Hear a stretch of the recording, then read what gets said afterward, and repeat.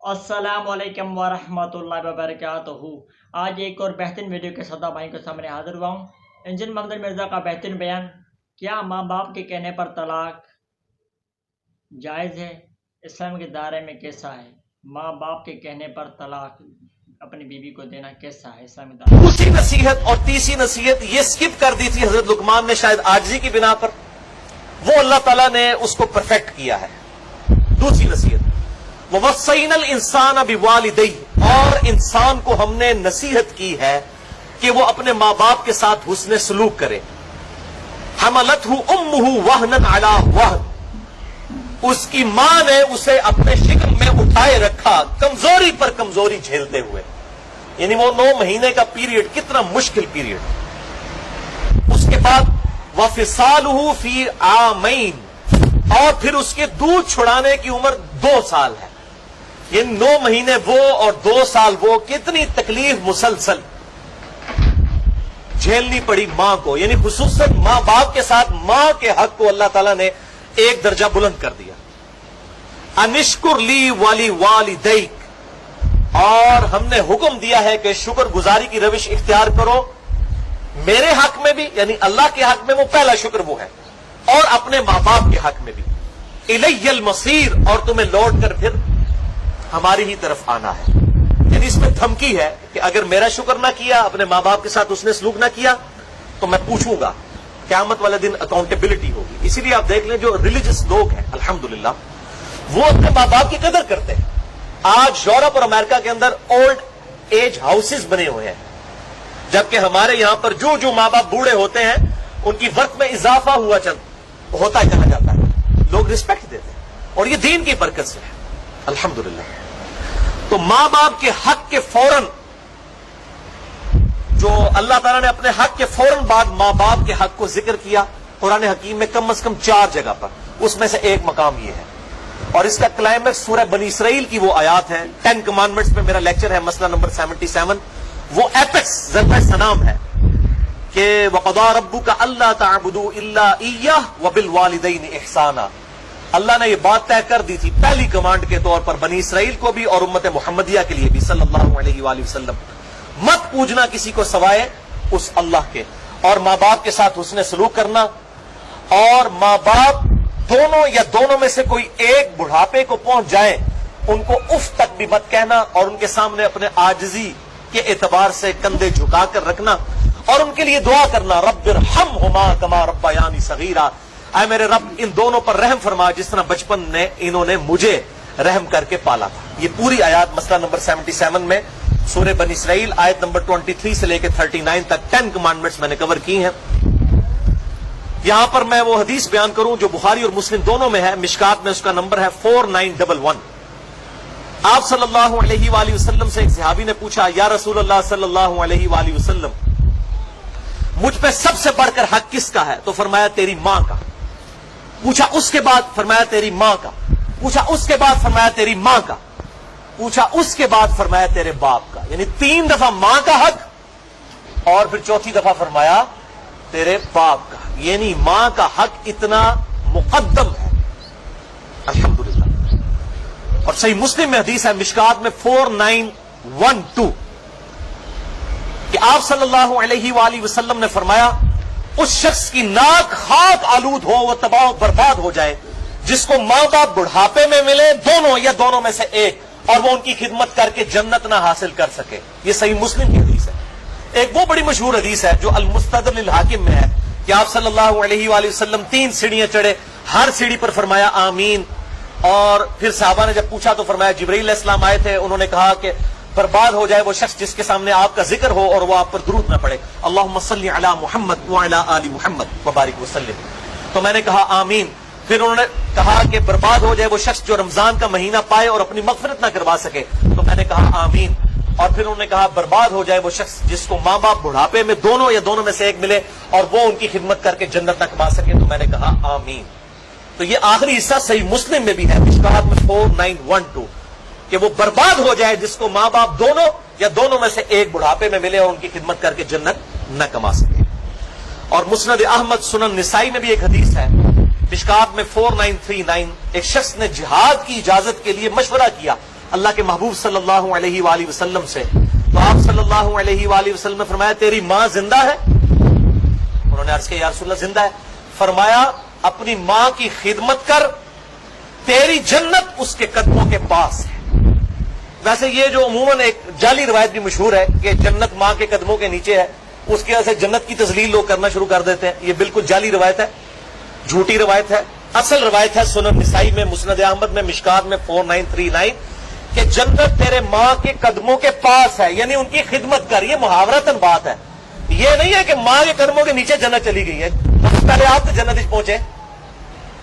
وہ تو اللہ کو پتا ہے, جنت تو ایک اللہ تعالیٰ کی رحمت کا مقام ہے, اس کی تذلیل نہیں کی جا سکتی. مراد یہ محاورتاً بات ہے کہ ماں کی خدمت کر کے جنت ملے گی, نہ کہ یہ ہے کہ وہ جنت وہ ماں کے قدموں کے نیچے آ گئی ہے فزیکلی, اس کا مرتبہ بھی اس کے نیچے آ گیا. یہ اس سے مراد نہیں ہے.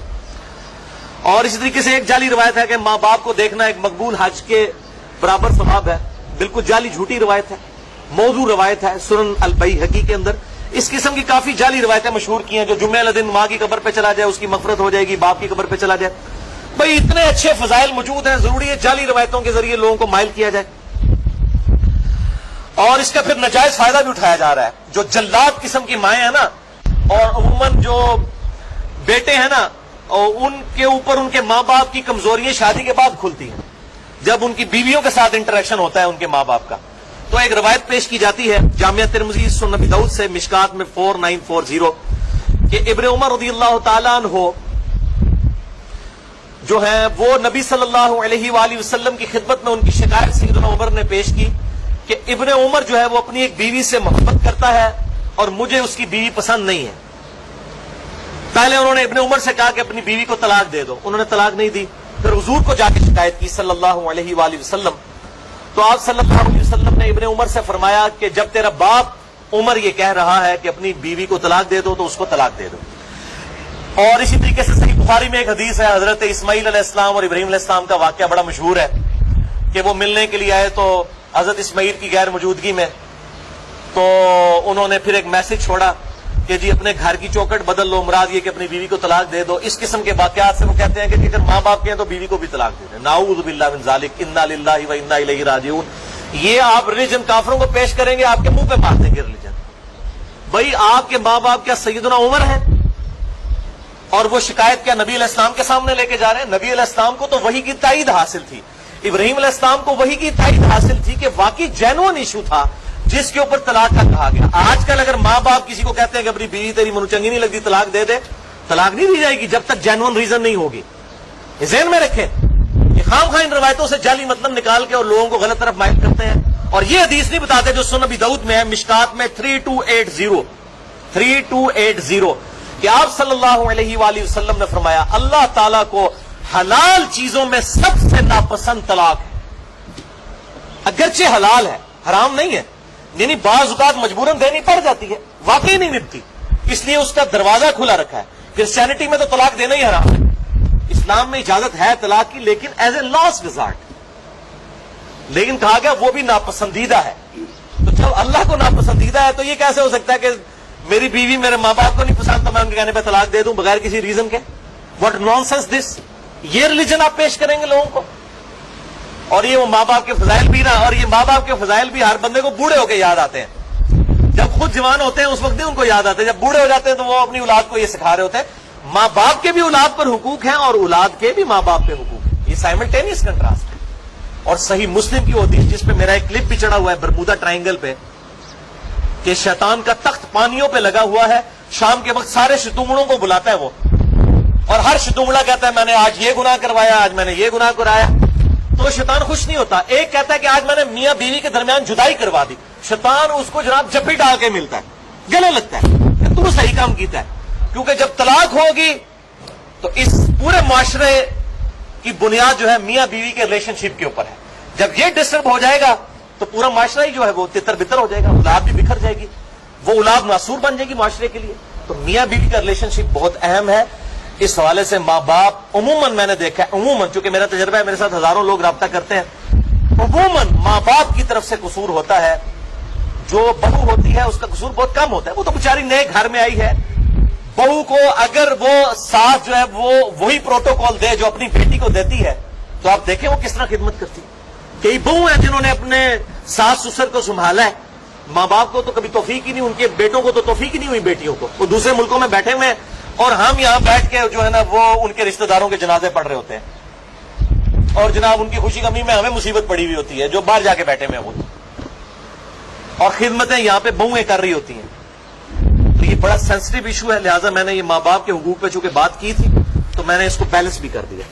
تیسری نصیحت بھی اللہ تعالیٰ نے ایڈ کی ہے, ساتھ ہی اس کو دیکھیں بیلنس کیا ہے. وَإِن جَاهَدَاكَ عَلَىٰ أَن تُشْرِكْ بِي مَا لَيْسَ لَكَ بِهِ عِلْمٌ, اگر تیرے ماں باپ اس بات پر زور لگائیں کہ تو میرے ساتھ شریک ٹھہرائے کسی کو جس کا علم تیرے پاس نہیں ہے, بغیر علم کے تو کوئی ایسی بات میری طرف منسوب کر دے جو شرک پر مبنی ہے, فَلَا تُطِعْهُمَا, تو اپنے ماں باپ کا کہنا نہیں ماننا. کتنے بولے لوگ ہیں وہ آگے پوچھ رہے ہوتے ہیں جی میری ماں کہتی ہے میں دودھ نہیں بخشاں گی جے تو داڑھی رکھ لے, تو میں اب ماں باپ کا حکم مانوں یا اللہ کے نبی کا حکم مانوں.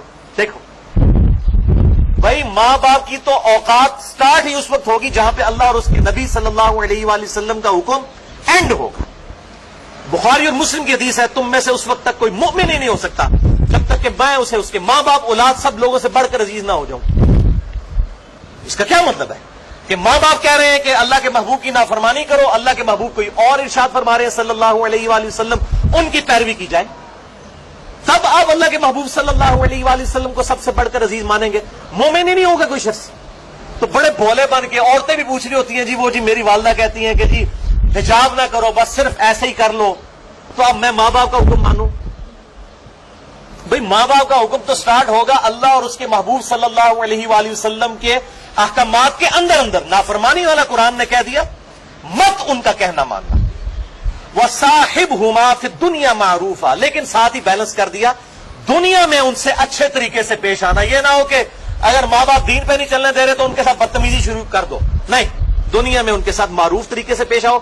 وَاتَّبِعْ سَبِيلَ مَنْ أَنَابَ إِلَيَّ, اور پیروی تو اس شخص کی کرو جس نے میرا راستہ اختیار کر لیا ہوا ہے, یعنی اللہ کا پیغمبر, اس کی اتباع کرو, یا پیغمبر کے راستے پر چلنے والے لوگوں کی اتباع کرو. اس آیت سے وہ پیر نصیر الدین صاحب نے نا مسئلہ تقلید ثابت کیا. وہ کہتے ہیں اس میں آیا نا کہ پیروی کر اس کی جو میرا راستہ اختیار کرے, وہ کہتے ہیں اس سے اماموں کی تقلید ثابت ہوتی ہے. یہ پیروی کر اتباع تو آیا ہے نبی صلی اللہ علیہ وآلہ وسلم کے لیے. من یطع الرسول فقد اطاع اللہ, قل ان کنتم تحبون اللہ فاتبعونی یحببکم اللہ. اتباع ہوگی اللہ کے محبوب صلی اللہ علیہ وآلہ وسلم کی, یا پھر اللہ اور اس کے محبوب صلی اللہ علیہ وآلہ وسلم کے پروٹوکول کے اندر اندر حکمران وقت کی بھی, خلفائے راشدین کی بھی, صحابہ کی بھی, لیکن اس سے ٹکرائے نہ. تب ثم الی مرجعکم فانبئکم بما کنتم تعملون, اس کے بعد تمہیں لوٹ کر میرے ہی پاس آنا ہے, پھر میں تمہیں خبر دے دوں گا جو کچھ تم دنیا میں کیا کرتے تھے. تو اللہ کے حکم کی خلاف ورزی, ماں باپ کی پیروی میں یہ حرام ہے. خواہش نفس کی پیروی کو بھی کہا گیا ہے کہ یہ شرک ہے. سورہ الجاثیہ آیت نمبر 23 میں افرائیت من اتخذ الہہ ہوا, اے محبوب صلی اللہ علیہ وآلہ وسلم بھلا اس شخص کو دیکھا جس نے اپنی خواہش نفس کو اپنا خدا مان لیا ہے. ایک شخص فجر کے وقت اپنی نیند قربان نہیں کرتا اور نماز کے لیے بستر نہیں چھوڑتا, اس نے اپنے بسترے کو اپنا معبود مان لیا. ایک بندہ ماں باپ کی اطاعت کے اندر اللہ کے حکم کو توڑ دیتا ہے, اس نے اپنا معبود اپنے ماں باپ کو مان لیا. نعوذ باللہ من ذالک, وہ شرک کی کیٹیگری میں فال کر گیا. اگرچہ یہ شرک اصغر ہے, وہ شرک اکبر میں نہیں آتا, جس طرح کہ ریاکاری شرک اصغر ہے اور یہ بھی شرک اصغر, لیکن ہے تو شرک کی کیٹیگری میں فال کرتا ہے. پھر بخاری اور مسلم کی متفق علیہ حدیث ہے مشکات میں 3665, مولا علی رضی اللہ تعالیٰ عنہ علیہ السلام کہتے ہیں کہ میں نے خود نبی صلی اللہ علیہ وسلم سے یہ بات سنی تھی کہ معصیت میں کوئی اطاعت نہیں ہے, اللہ کی نافرمانی میں مخلوق کی کوئی اطاعت نہیں ہے, مخلوق کی اطاعت صرف معروف میں ہے. یعنی حکمران وقت کا حکمران اگر نیکی کے کاموں کا حکم دیتا ہے اس میں اطاعت کی جائے گی. اگر وہ گناہ کی طرف بلاتا ہے, چاہے ماں باپ ہو, حکمران ہو, پیر ہو, استاد ہو, مرشد ہو, تو ان کی بات نہیں مانی جائے گی. اللہ از دا ٹاپ پرائورٹی. اور ہمارے معاشرے میں تو میرے بھائیوں معذرت کے ساتھ ماں باپ کو بعض لوگوں نے بالکل بت بنا دیا. ٹیکسیوں کے پیچھے لکھا ہوتا ہے ماں باپ کی دعا سے، ماں کے قدموں کی خاک، ماں باپ کی دعا، مرشد کی نگاہ. حالا من فضل ربی بڑے تھوڑے لوگوں نے لکھا ہوتا ہے، حالانکہ پہلے یہ لکھا ہوا ہونا چاہیے، اس کے نیچے آپ ضرور لکھیں. یہ ہندوانہ معاشرے کے ذریعے جس طریقے سے ایک ماں باپ کو اس لیول پہ اٹھا دیا کہ گاڈ کے مقابلے پہ کھڑا کر دیا. رسپیکٹ ضرور دیں، لیکن اب کتنے لوگ ہیں وہ مطلب کوئی ینگ بندہ جو ہے وہ داڑھی رکھ لیتا ہے، پریکٹسنگ مسلمان بن جاتا ہے، وہ پانچے اوپر کر لیتا ہے، تو وہ آ کے اس کو اس کے ماں باپ کے دوست احباب بھی سمجھا رہے ہوتے ہیں کہ جناب تو اپنے ماں باپ کی خدمت کر، ان کاموں میں لگ گیا، ابھی تیری عمر ہے، تو نے جوانی میں روگ لگا لیا. اس قسم کی باتیں کرتے ہیں. بھائی ماں باپ کی عزت جو کرنی ہے وہ اللہ کی وجہ سے کرنی ہے، ورنہ ماں باپ تو اس قابل ہے کہ ان کو اولڈ ایج رکھ دیا جائے جس طرح گوروں نے رکھا ہوا ہے. وہ صحیح رکھا ہوا ہے انہوں نے دنیاوی اعتبار سے. وہ کہتے ہیں انہوں نے اپنی یاشیاں کی ہیں اپنی جوانی میں، اب ہماری یاشی کرنے کا وقت ہے. یہ ریلیجن ہے، دین ہے جس نے آپ کو یہ بات سکھائی ہے کہ ماں باپ کی خدمت کریں. اسی ریلیجن کو تختہ مشق بنا کے آپ ماں باپ کی اتباع کرنا شروع کر دیں اللہ اور اس کے محبوب صلی اللہ علیہ وآلہ وسلم کے مقابلے پر، تو لعنت کھڑنے والی گال ہے نا. نہ ماں باپ کی بات مانی جائے گی، نہ کسی حکمران کی، نہ کسی استاد کی، نہ کسی بزرگ کی، نہ کسی شیخ الحدیث کی، نہ شیخ القرآن کی، اللہ اور اس کے محبوب صلی اللہ علیہ وسلم کے مقابلے پر. حتیٰ کہ بخاری و مسلم میں ایک حدیث ہے، آپ صلی اللہ علیہ وآلہ وسلم نے ایک قافلہ صحابہ کا روانہ کیا، ان میں سے ایک شخص کو امیر مقرر کیا. اس نے وہاں لکڑیاں جلائیں اور حکم دیا کہ میں تمہارا امیر ہوں، امیر کی اطاعت اللہ اور اس کے رسول کی اطاعت ہے، سب کے سب ان آگ کی لکڑیوں میں کود پڑو. تو انہوں نے کہا نہیں، خودکشی کرنا تو اسلام میں حرام ہے. انہوں نے کہا میں امیر ہوں، امیر کی اطاعت واجب ہے. انہوں نے کہا نہیں، امیر کی اطاعت واجب ہے اللہ اور اس کے محبوب صلی اللہ علیہ وسلم کی اطاعت کے اندر.